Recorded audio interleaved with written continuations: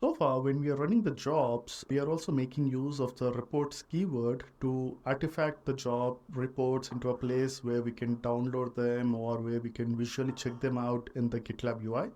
But there is another benefit of using the reports keyword. It can also show you the reports within the merge request. So let's explore that in this session. So if I go back here, let me talk about this reports, right? So we have this reports in both the jobs, right? So let me make some changes and show you how the reports can be useful when you create a merge request. So to make the changes, I would go to the repository. So I want to make changes in more than one file. So I'll just go back to the repository. I'll use the web IDE so that I can edit multiple files at the same time and commit them to the branch. So here, I would like to change to the feature branch. So you can just click on the main option at the bottom left side, and you can just select the feature branch. So yes, so let's go to the feature branch. So in the feature branch, first I would like to remove the extra sample job. Okay, and I would like to make some changes in the app test. So let me just zoom this a bit. So we have these two jobs. So I would also make some changes in the test cases. So within the test cases which is there in the app-test.js, I would like to just make a test fail manually. So here, if you see in the first test case, it's just fetching some details and it's checking if the planet is named Mercury or not. So here it's expecting, the name property should be equal to Mercury. So let me manually add something so that, this test case fails. Okay, I'm just appending or, adding a prefix to the name value. So that's a change which I've done here. And we will also check out about the code coverage thing, right? So the merge request also has an option to show you which lines are not currently, covered under the test cases.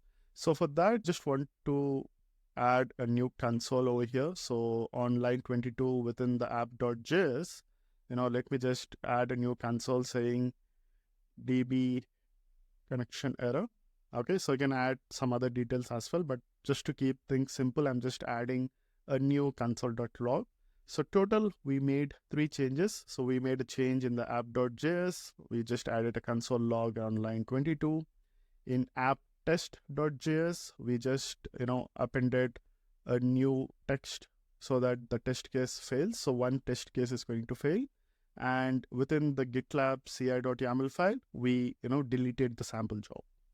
Okay, so let me just commit this to the feature branch. So let me just say modified multiple files to test reports. Okay, so I'll just commit this to the feature branch. So a new pipeline should be triggered. So let me go to the build pipelines. Okay, a new pipeline is triggered. I'm just going to explore or show you some other features till the pipeline runs. So let me go back to the CI/CD YAML syntax reference and let me go to the report. So I'll show you like what are the other benefits of using the reports. So I'll just go to the different report types. So first, let me go to the JUnit reports. So these are the reports which we have used within the unit testing job. And here, if you see, using the reports, we can display the reports in different UIs. So one is within the merge request, we can see if there are any failed tests. So if you check this out, and if you scroll down, so within the merge request, if any of the test case fails, it's also going to show you the details of the failed report. Similarly, if I go back and if I check the coverage reports, even the coverage reports will be displayed within the merge request. So in the merge request, it's within the diff view of the merge request, it's going to show you the changes which you have made to the file. And it's also going to highlight which line is currently having no test coverage. Again, if you want to have more details, you can just explore this documentation. So it has different colors for different scenarios. So if the lines were never tested, it's going to show you using orange. And if the lines have been tested at least once, it's going to show you in green. Okay, so these are the advantages. So we'll quickly raise a merge request and check this within the MR. So before that, let's go to the pipeline. So the pipeline failed. So let me refresh the page and see why it failed. So if you see here, the code coverage job failed as usual. So if I go to the code coverage job, it should fail. So the percentage also decreased because I added a new line to the app.js, which is not tested. But here it's just showing me a warning because it has an allowed to failed keyword set to true. But the unit testing job also failed. The reason is, if you remember, we modified the test cases and one of the test cases failing, but the unit testing job does not have any allow failure keyword. So this is going to fail the entire pipeline. Okay. So by default, I think we explored this test tab earlier, which is going to show you the unit testing report visually. And here, since one of the tests is failing, it's going to show you one failure, the success rate, and also the status of the test which failed. So if you see the test named where we are testing if the planet is Mercury or not has failed. So if you click on the view details, it's going to show you the assertion error. So even this system output will be displayed analyzing the test result.xml file. So it's saying that it's expecting Mercury, but the value is equal to planet Mercury, right? So it's going to show you what is expected and what is the actual value as well. So the actual value is Mercury, but within the test case, I gave the expected value as planet Mercury. Since these are not matching, the test case has failed, right? So that is about the pipeline. But let's explore this within the merge request as well. Okay, so let me go back to the repository. So I would raise a merge request. So if you see here, we push some changes and it's asking us to create a merge request. So we can click on the create merge request. So I'm just going to say exploring GitLab CI/CD as the title of this merge request. Just want to use the same thing as the description. You can assign this to different reviewers who can review this and approve it based on the pipeline status. And I can just create a merge request. So when I create a merge request, again, if you see on the right side, it is assigned and reviewed to the same person because I don't have any other users in my account. And you see that a new pipeline is triggered. The reason a new pipeline is triggered is, if you remember, within the workflow rules, the pipeline will also be triggered if the merge request source branch starts with feature and if the pipeline source is a merge request event. So this is the condition which is getting evaluated now, and hence it is matching both the conditions. The pipeline is triggered. So if you see here, it is currently running here. So let me open this in a new tab. Again, you will be seeing the same results, that the pipeline is getting failed where the unit testing is failing. But now let's try to explore the merge request. So let me refresh this merge request page. So let me refresh this page. You can see that the merge request pipeline has failed, but you see some additional information. What information is, it also fetched the test coverage percentage from the coverage job, and it's being displayed here. So this is also possible because we are using the coverage keyword within the code coverage job, and we gave a regex pattern. So it's going to fetch the percentage, and it will also be displayed in the merge request. Apart from that, if you see, there is a test summary. It's saying that out of the 11 test cases, 1 case has failed. You can click on this. It's going to show you which test case failed. You can click on view details, and it's going to show you the same assertion error, right? So this is within the merge request. So any reviewers or any person who is assigned to it, they can have all these reports and analysis at a single page where they can quickly check them out, and they can decide either to approve this merge request or to decline this. Not only this, if you go to the changes tab, so the changes, of course, the main branch does not have the GitLab CI, so it's going to show you that the entire GitLab file is a new file. Apart from that, we made some changes in the app.test.js. So earlier it was Mercury. We made a change to planet Mercury. You can also, check that in a different way. You can also see side-by-side comparison as well. And finally, we have this app.js, right?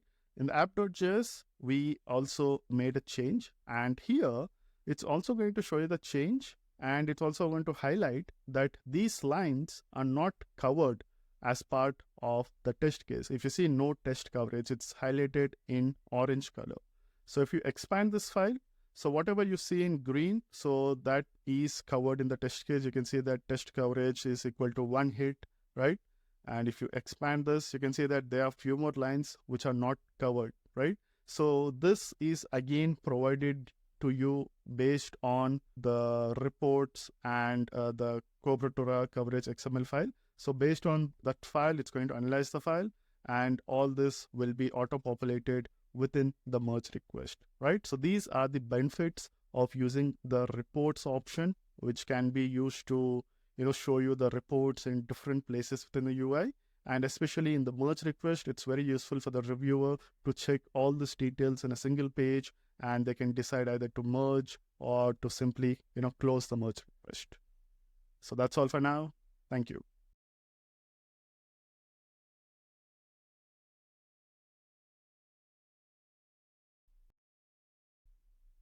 Let's go ahead and talk about why caching dependency is important and how to cache the dependencies in the GitLab CI pipeline. So if you remember, we are making use of a Node.js based application, and most of the programming languages depends upon some dependencies in order to write the code. So within Node.js, we make use of the package.json file to define the dependencies required for our application. So if you see here, I'm using around 5 to 9 different dependencies for my application because it's a very simple one. But more complex applications have, if not tens or hundreds of dependencies. And in order to run the application, first you need to install the dependencies, and then those can be used, during the application runtime. And in Node.js, when you try to install the dependencies, it will be also creating a package-log.json file, which contains all the details regarding the dependencies, and it's also going to log their versions as a security measure. Okay. So that's about the package.json and how many dependencies we have for this application. And if I go back to my pipeline, if you remember, we are currently using 2 jobs, the unit testing and the code coverage job. And in both the jobs, before you run the jobs, we are installing the dependencies using npm install. So let's see how much time it's taking to install these dependencies in both the jobs. So here, if you see in the unit testing job, it took around 7 seconds to install the dependencies. So each dependency has multiple packages. So currently, it's adding around 364 packages, and it's taking around 7 seconds. And since we have only 9 dependencies, the time is in seconds. If you have hundreds of dependencies, the time does increase. It also goes in minutes as well. So the same thing is also happening in the code coverage job. So if you go to code coverage job, even it requires the same set of dependencies. Since it is running on a different, runner machine, again, it's going to, add the same packages, and this time it took around 6 seconds, right? So if you have multiple jobs which requires the same set of dependencies, and if you try to run the jobs multiple times, each time it has to add or download and install the same set of dependencies, and it's going to waste your time. So to avoid this and to improve this, we have the caching capability in GitLab. So you can cache one or more files when a job gets executed, and we can make use of this cache in the same pipeline within the different jobs, or you can also use the same cache across multiple pipelines. So cache might sound similar to artifacts, but it is a bit different. So we use cache for dependencies like packages which you download from the internet and use it in your project. So this will be cached on the runner, and it can also be uploaded to S3 if required. Whereas artifacts are created when the job executes, and this can be used in the intermediate jobs within the same pipeline. So that's the major difference between caching and artifacts. So how do you configure the cache? So the cache can be configured for each job using the cache keyword. So if you want to know more about cache keyword, we will explore the syntax reference. But before that, this documentation also explains how you can use cache for different programming languages like Node.js, PHP, Python, Ruby, and Go as well. So now let's go ahead and see what options we have in the cache keyword. So if I go back to the CI/CD YAML syntax reference, we have this cache option, and it has various keys associated with it. So you don't need to use all the keys, but we'll use some of them. Okay. So one important thing is cache can be shared between multiple jobs and pipelines as well. Okay. So let's scroll down and check out the path. So you need to define the path which needs to be cached. Okay, so it could be a single file or it could be an array of files. So you have to use the paths in order to define what has to be cached. And you can also use a key. So the keyword is, it's going to give you unique key for each cache. So multiple jobs using the same cache key uses the same cache. And it also, is same for, different pipelines as well. So as long as the key is same, it's going to download the same cache and use it across jobs or across the pipelines. And you can define the key using a string or a predefined CI/CD variable or a combination of both of them. So instead of using a single key, you can also associate the key with a file as well. So when you're associating the key with the files, the keyword or the unique key will be generated based on the file changes. So whenever you make a change to the file, it's going to generate a unique SHA value, and that is going to be used as the cache key. So here, if you're working with Ruby application, you can use the gemfile.log as the key file, or if you're making use of Node.js applications, you can use package.json or package-log.json. Because whenever you make any changes in the dependencies, you either make the change in the package.json, and when you install them, the change will be reflected in the package log.json, right? So you can use these files as a key in case of Node.js based applications. And apart from the keys, you can also add a prefix so that you can give that key a more meaningful name if required. So that is an optional thing. And apart from that, you have the policy option. So if you don't define the policy, by default, it's going to use the push and the pull policy. So what is the use of the policy? So this policy defines what the job has to do in case of a cache. Does it require to download the cache or upload the cache? So that is defined using the policy key. So by default, it's going to first pull if any cache is available, and then push cache which was created in this job. So apart from pull and push, which is a default option, you can only use the pull option, which is only going to download the cache when the job starts, but it's never going to upload the changes when the job finishes.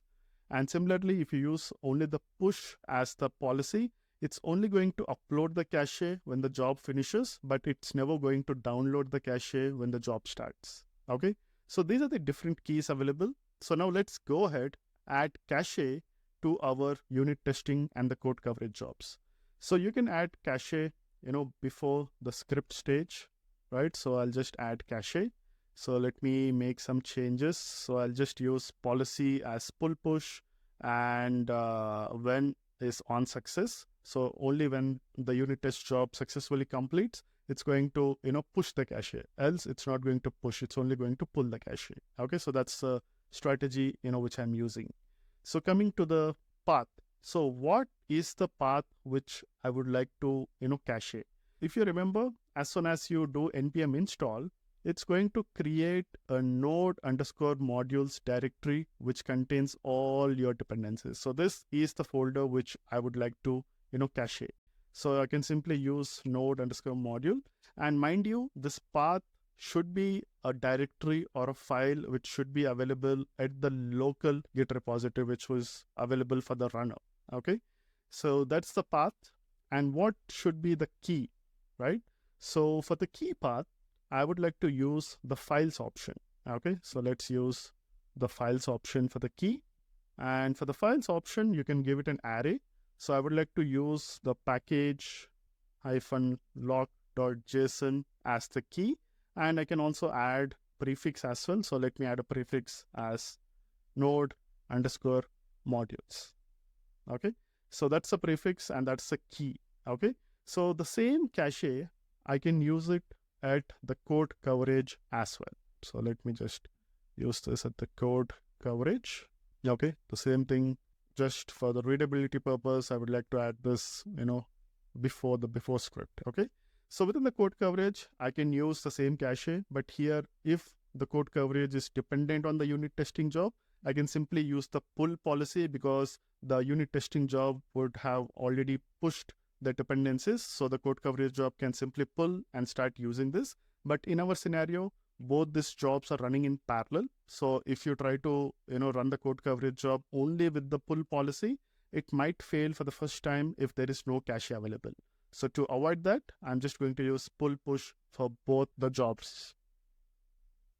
And talking about the rest of the stuff, I'll just leave it the default settings which I've used it in the unit testing job. Okay, so that's about the cache key. So let us quickly commit the changes and see how it works. So let me just say added cache key, and I'm going to push this to the feature branch. But before that, let me just close the pipeline. Okay, let me just commit the changes. So this is the first commit.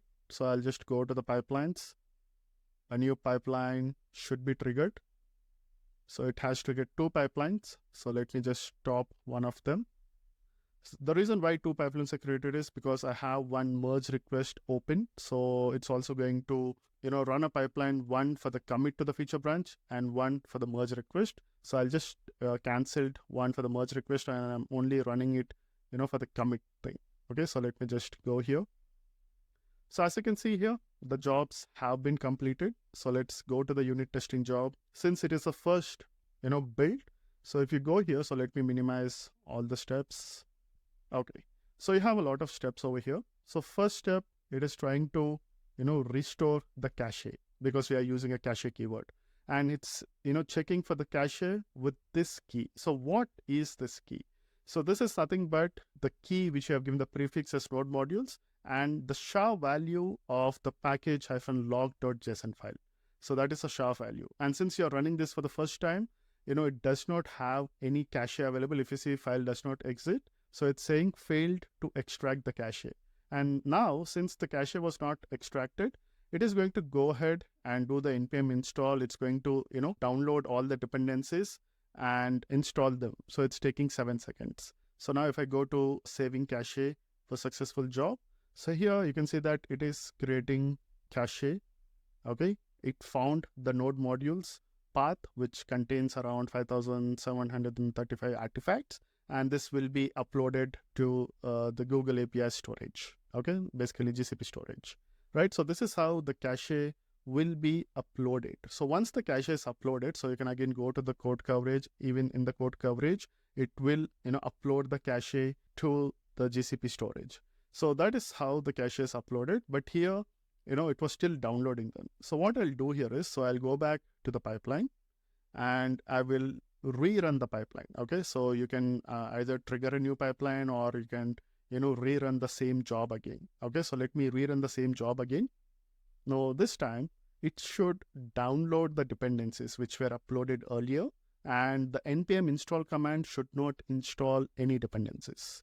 Okay, so as you can see here, the new job has also been completed. So if you see restoring cache, so now it's checking for cache, which is for node modules. So it found a cache and it is downloading the cache for this specific key from the storage which was uploaded earlier.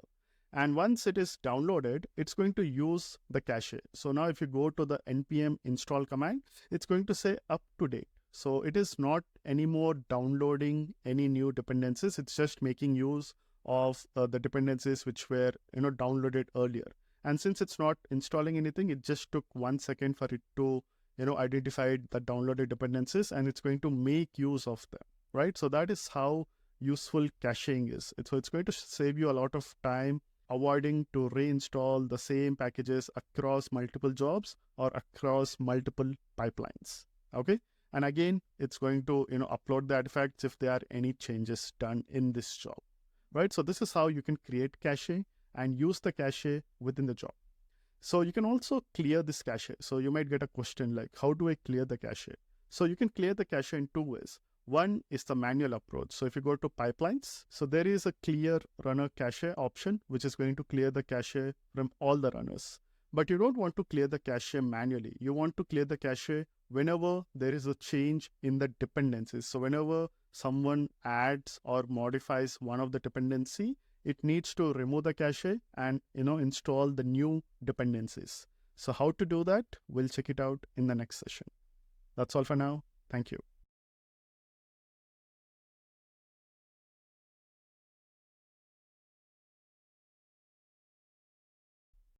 Let's go ahead and see how to invalidate the cache which we created in the last session. So when we created the cache is currently dependent on the package-log.json SHA.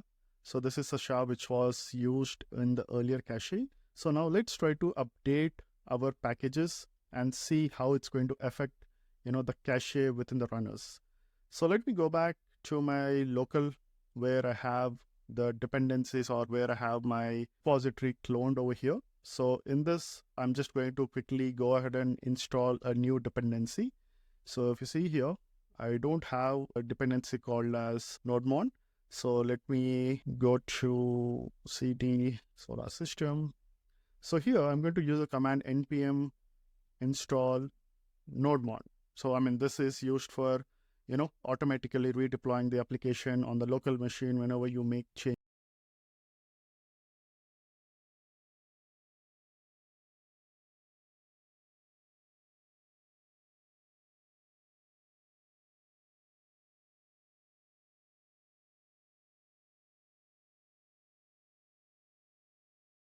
Let's go ahead and see how to invalidate the cache which we created in the last session. So when we created the cache is currently dependent on the package-log.json SHA. So this is a SHA which was used in the earlier cache. So now let's try to update our packages and see how it's going to affect the cache within the runners. So let me go back to my local where I have the dependencies or where I have my repository cloned over here. So in this, I'm just going to quickly go ahead and install a new dependency. So if you see here, I don't have a dependency called as nodemon. So let me go to cd solar system. So here I'm going to use a command npm install nodemon. So this is used for automatically redeploying the application on the local machine whenever you make changes to your code. So I'm just going to install this for the demo purpose. It's really not used in the application business logic. So let me quickly install this. So it's going to take some time and install it on my local machine. Okay, so it did install it on my local machine. Took around 9 seconds for it to install it. And if you see, I have two changes. So one change is in the package.json. You can see that there is a green line. It's saying that a new dependency has been added. And it also updated the package-log.json. If you see the symbol M, right? So something has been modified here. So let's not go into it, but yes, things have been modified in these two files. So let's commit them and see how the pipeline is going to be executed.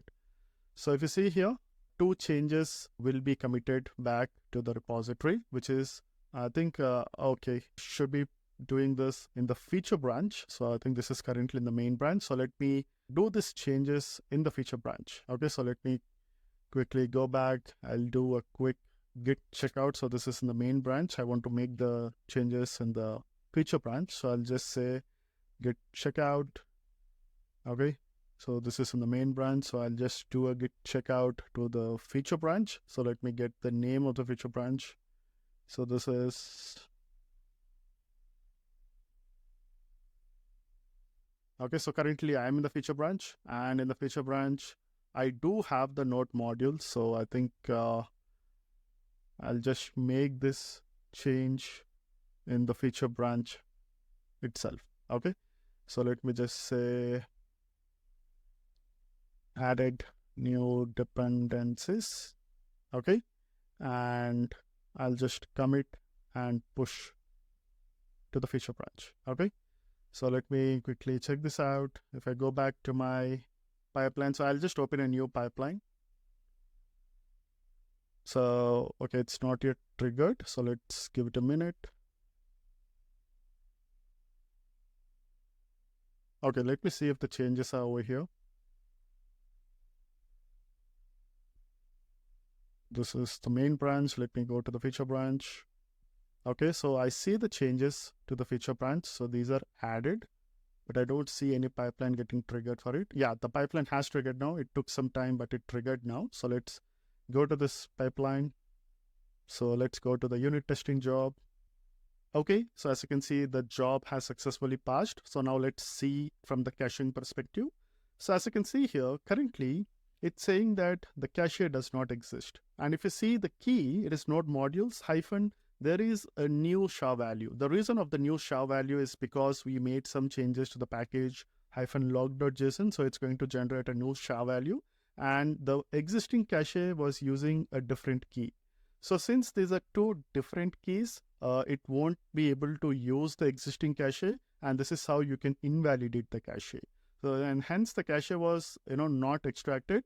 In the next step, in the npm install step, it has to again download the packages. So any changes you have done within the dependencies, it's going to either download the new dependencies, and it takes another 7 seconds. And now once the dependencies are downloaded, once the job gets executed successfully, it's again going to create a new cache with this new key, and it's going to upload the new dependencies as well. As you can see here, it has found around 6,000 artifacts currently. So earlier, if you remember, it was around 5,000 artifacts. So if I go to the earlier pipeline, it had around 5,700 artifacts. But now since we added a new dependency, the number increased. So it's going to cache the new dependencies which it finds in the node modules directory, right? So this is how you can make use of caching. So you can cache it, you can invalidate it by making changes to the files, and you can also manually delete the cache as well. So as I've shown you in the previous session, you can go to the pipelines, you can just click on clear runner caches, and it's going to successfully clear the cache for all the runners for this specific repository or this specific application. So that's about caching. Thank you.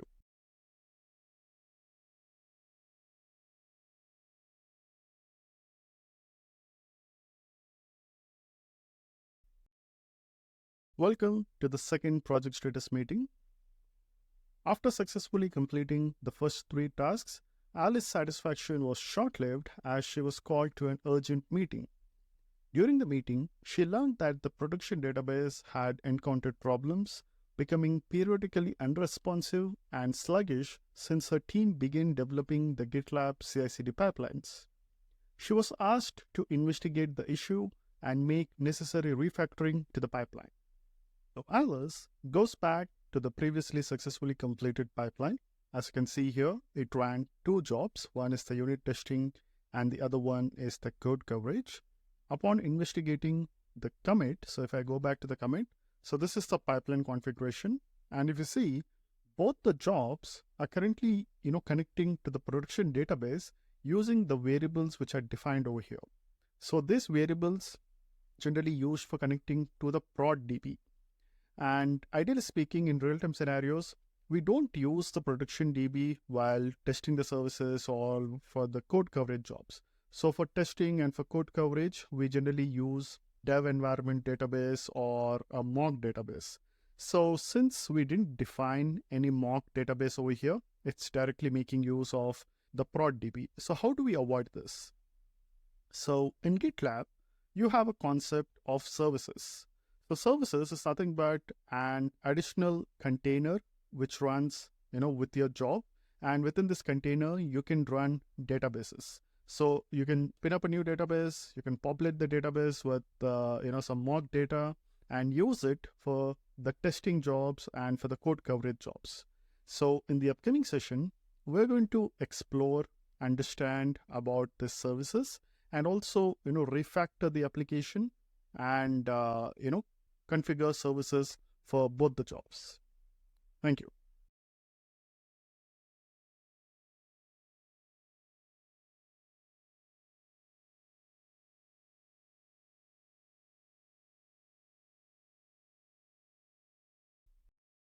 Let's talk about GitLab CI/CD image and service options.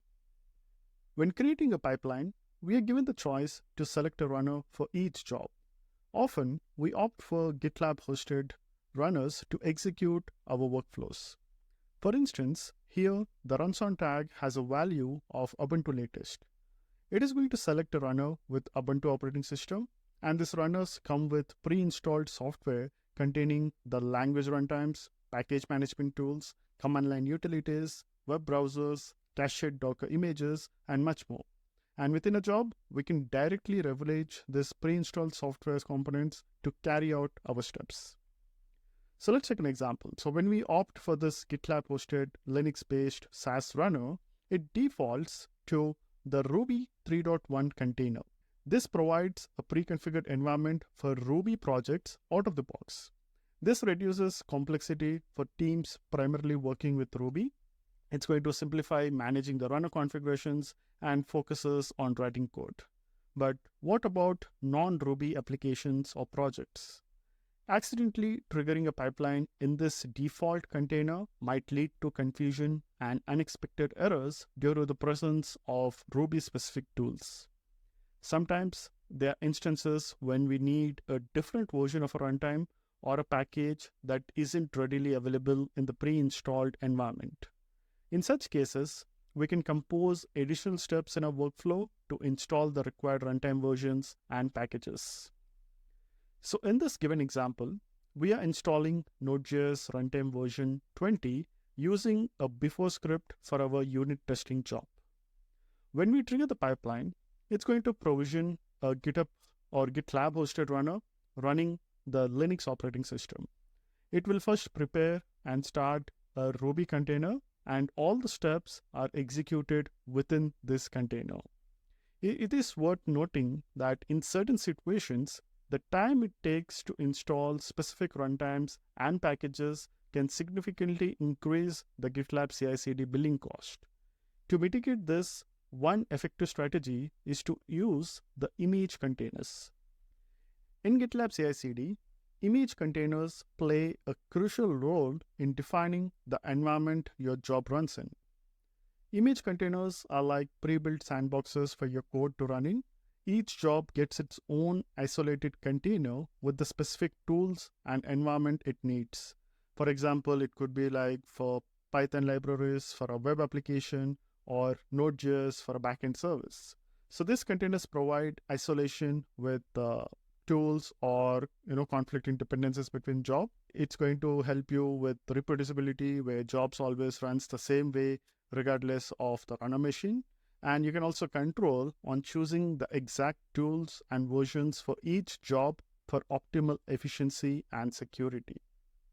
To utilize an image container, you must specify the Docker image to be used within the job by configuring the images keyword.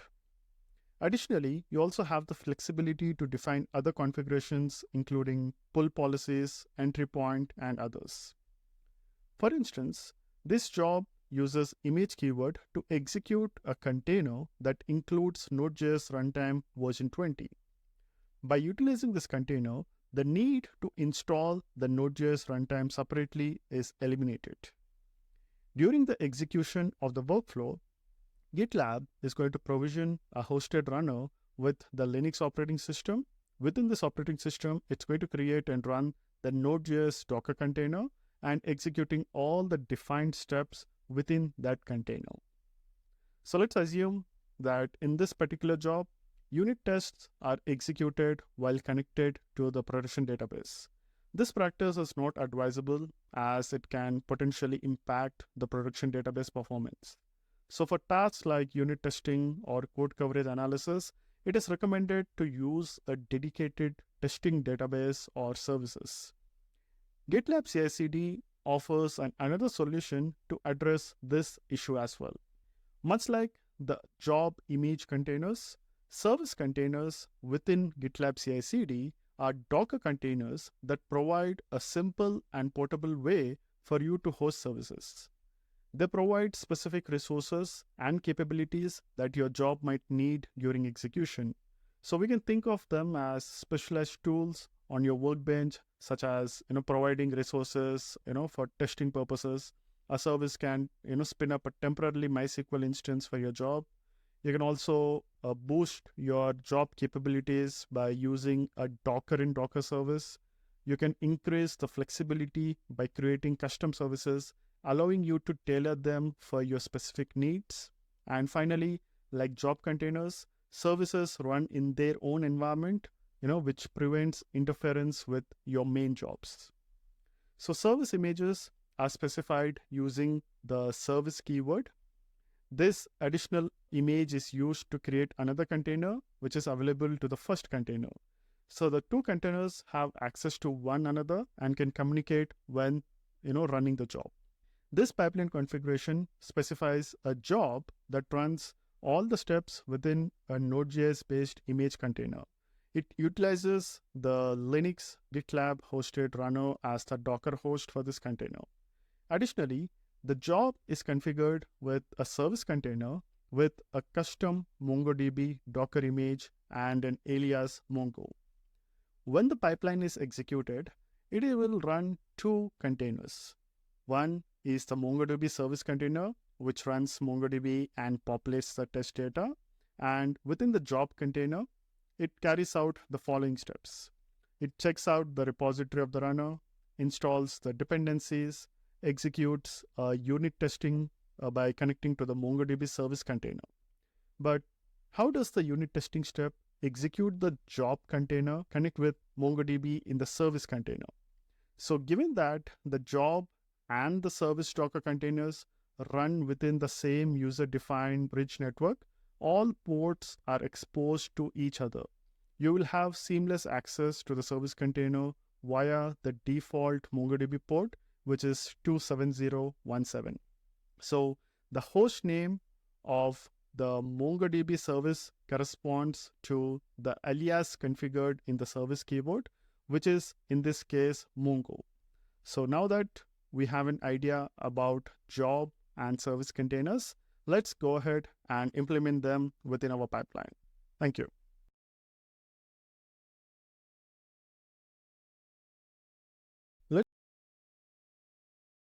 Let's go ahead and configure services within a workflow. Before that, let me just recap some details about services. As mentioned earlier, services are Docker containers which provide a simple and portable way for you to host services that might need to test or operate your applications in a pipeline. For an example, your pipeline might need to run unit tests that require access to a database or some memory cache, right? So you're not only limited to use database services, any image found at Docker Hub or your private container registry can be used as a service. But before using them, I also want to highlight what services are not used for.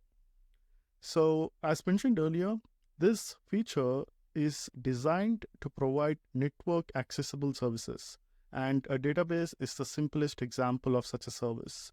And if you try to, add any programming languages like PHP, Node.js, Golang within the services, your script cannot access the commands of this specific programming languages. So in order to access the CLI or the commands of the specific languages, you need to define them as the job image, not within the services. Okay, so that is major distinction between the job images and the service images. And talking about services, so how do you define them? So you can simply use services tag and you can define the image which you want to use, and you can start using that service within the script. So how do you connect with the service? So you can connect to the service by just hitting the host name. So let's take this example. So let's assume you defined a service tutum/WordPress :latest. So how does your script connect with this service? So by default, GitLab is going to create two host names for us. So the first thing is it's going to replace the slash by two or double underscores, or in the second host name, it's going to replace the slash by a single dash. And whatever, it's after the colon, it is, completely ignored. And by the way, using the underscores is not a valid RFC, and it may cause some problems when you try to connect it with some third-party applications. So it's always recommended to connect to services using aliases. So what are the different options which you can define in a service? So you can go and check the available settings for services. So the first thing which is required is the name. So this is the full name of the image to be used. And if you are not using any alias, so the name will be converted into an host name. As discussed earlier, it's going to replace the slash with single dash or double underscore. After that, you can also define an entry point and a command which will be provided to the container. And these are equivalent to the Docker, definitions of Docker entry point and the Docker command. Apart from that, you can provide an alias, as I've told you earlier. So by providing an alias, it becomes easier to access service by just referring the alias name. And apart from that, if you want to pass some additional environment variables to the container or to the service which is running the container, you can also assign variables at the service level as well. So to see additional information about services, you can go to CI/CD YAML syntax reference. You can search for services. It gives you some other additional information and how to define the services. It also has Docker option and where you can define the platform and the user, and you can also define the pull policies. Okay, so that's about a brief recap about services. So let's try to configure services within our pipeline for the unit testing and the code coverage jobs. So let me just go back to the unit testing. So I'll just define services and I would like to define the name. So here I will be making use of one of my Docker image, which is specifically created for this use case.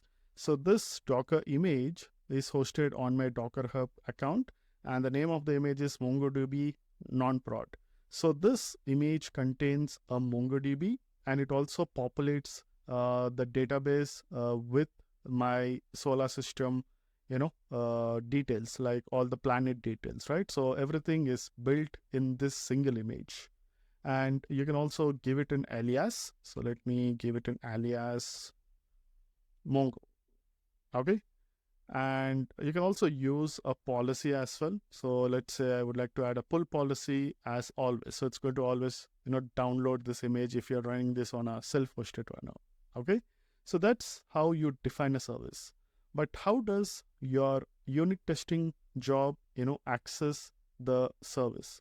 So if you see here, the unit testing job also runs within a container because we are making use of the image option. So now you have two containers running within the same runner. So these two containers will have access to one another and can communicate when the job is in running state.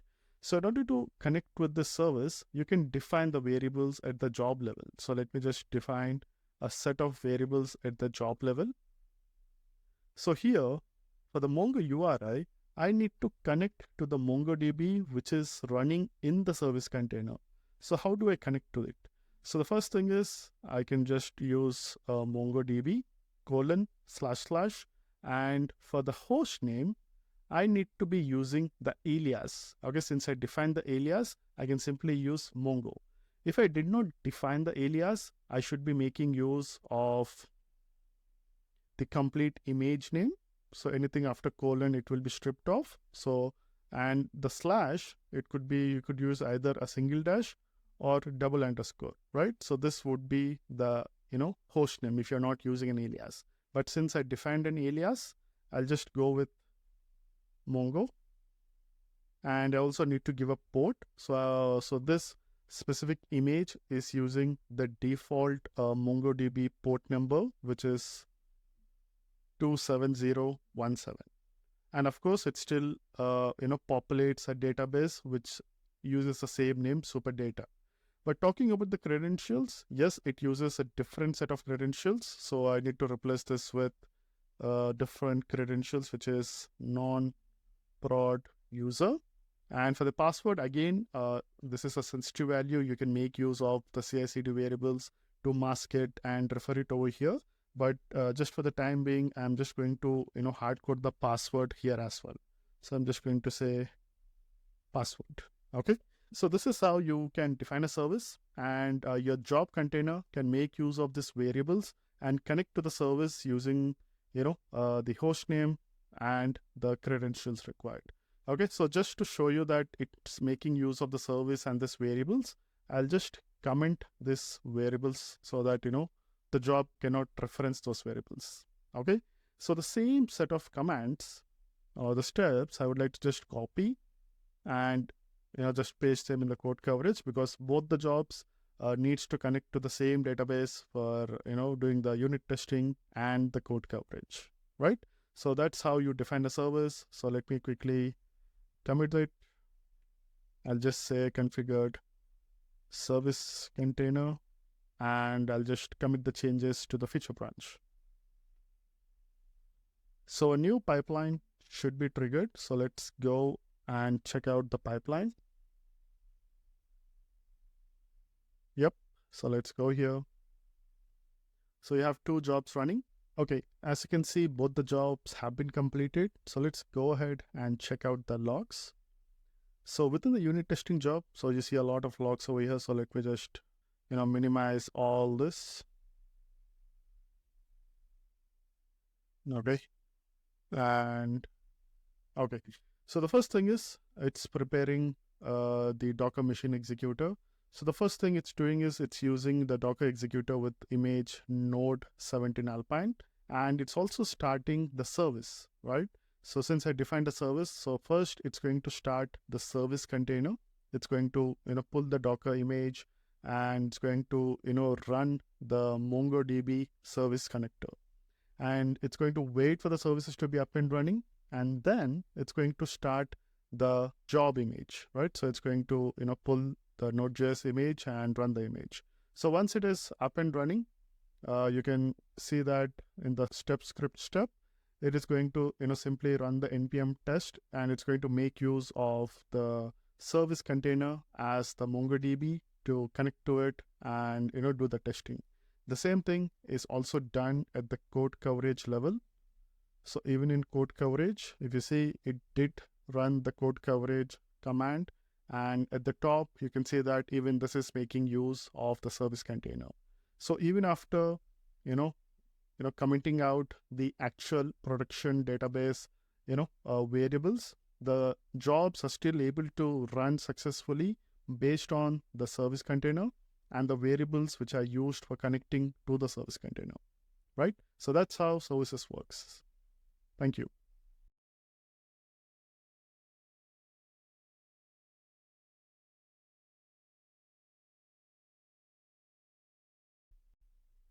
So far, we created a couple of jobs within the pipeline, which are the unit testing and the code coverage jobs. So once these jobs are completed, we would like to build a Docker image and push the image to a container registry. So as part of that process, in this session, we're going to talk about how to build Docker images using the GitLab CI pipeline. So let us create a new job, and I will be associating the job with a new stage. So first, let me name the stage. So I'm going to name the stage as containerization. So let me just name this containerization. Okay. And here, I just want to create a new job named as Docker build. And here, let me just add a stage. The stage is going to be containerization. And apart from the stage, I also want to make use of an image. So currently, since I want to build Docker images, I would like to make use of the Docker image itself. So I'll just use Docker 24.0.5 version. And I also want to define the script.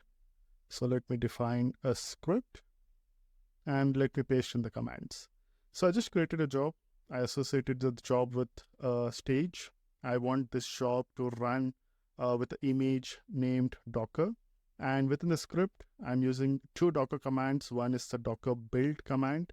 I'm giving it a tag name. It's going to get a Docker username /solarsystem : the version. So for the version, again, I'm going to make use of a variable to get the value. So let me first define these two variables. So again, I'll make use of this variables here. So let me just create a new variable, Docker username. So this is my Docker Hub username. And for the image version, so I'm going to dynamically use the pipeline ID. So I'm going to use a predefined variable CI pipeline underscore ID. Okay, so these are the two values which we'll be referring here. But now the job is not yet completed. The reason is I'm trying to run Docker commands within the Docker container, which is not possible by default. So here you need to associate this job with a service. So what do we use as the service container? So I will be making use of Docker in Docker, which is also known as DIND. Okay, so I think I need to use services. Okay, yeah. So what is Docker in Docker? So this refers to running a Docker container that itself includes a Docker daemon. So in the context of GitLab CI services, Docker in Docker is a special service that sets up this nested Docker environment within your pipeline job. And Docker in Docker also allows your GitLab jobs to run Docker commands regardless of the runner's configuration or privileges. So this is particularly useful for tasks like, building Docker images within your pipeline. You can directly, run the build and the push image commands using the Docker CLI, and it's going to, build and push the images. Apart from that, the Docker in Docker is also useful in testing applications that rely on Docker. Okay, so that's the reason, we are using the service Docker in Docker. And apart from that, I just want to add another keyword. So as far as the Docker build is concerned, this build doesn't really require any artifacts from the previous jobs like the unit testing or the code coverage jobs. So you can specifically define that this job does not require any artifacts. So that can be defined using dependencies. So what are dependencies? So if you go to the CI/CD YAML syntax reference and search for dependencies, it has its own documentation. So this keyword, defines the list of specific jobs from where the artifacts have to be downloaded or fetched. Or it can also be used to configure the job to not download any artifacts at all. So if you don't want to download any artifacts, you simply have to, give an empty array. Like, I've just defined it over here. Okay. So that's how, you can build Docker images. So let us build the images and check out all the images available on this runner. So I'll just say configured Docker build job. Let me delete all these things and commit the changes. And I think even this job can be run. So I would like to, do the build job after the code coverage. So let me just check this out. So before committing the job, you can also visually check this over here. So first it's going to run the test stage and then followed by the containerization stage. Okay, so let's go and commit the changes to the feature branch. A new pipeline should be triggered. Let's go to the pipeline. And it has two jobs, right? So, not two jobs, it has two stages and three jobs. Okay, as you can see here, all the three jobs have been completed. So we are not going to, talk about the unit testing and the code coverage jobs because we have seen this multiple times in the previous sessions. So let's just talk about the Docker build job. So if I go this to job, so this job is also successfully completed. So let me minimize all the steps and come one by one.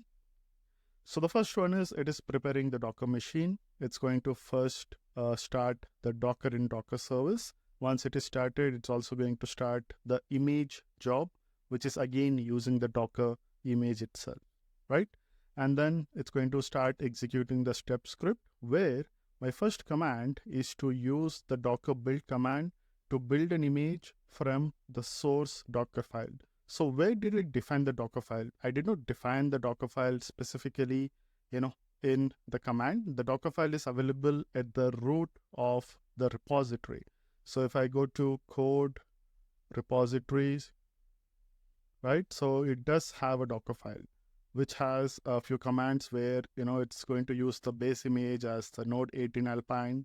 It's going to set up a working directory. It's going to copy the packages to that directory. It's going to run the, npm install dependencies command, copy the dependencies, and it's going to set up, some default, environment variables for the URI, username, and password, which will be replaced using secrets in Kubernetes. It's going to expose the port, and also it's going to provide a command, the starting command, basically, right? So it's going to make use of this Docker file to build the image. And here, if you see, it's going to, run all those steps. So first it's downloading the base image, and then, okay, this is 1 by 5. It's going to, set up the working directory, copy the packages, run npm install, where it's going to show the log messages, copy all the stuff. And it's also going to, that's the final step, basically, right? And then, it's just going to create the Docker image. The name is docker.io / the username / solar system colon the pipeline ID, right? So I'm using a dynamic predefined variable. And the last command was to just, display the Docker image, which we just created. So it just displays the name, the tag, the image ID, when it was created, and the size, right? So that is how you can build the Docker images using, service like Docker in Docker within the GitLab CI. That's all for now. In the next session, we'll quickly create another job to test this Docker image before pushing it to the Docker Hub container registry. Thank you.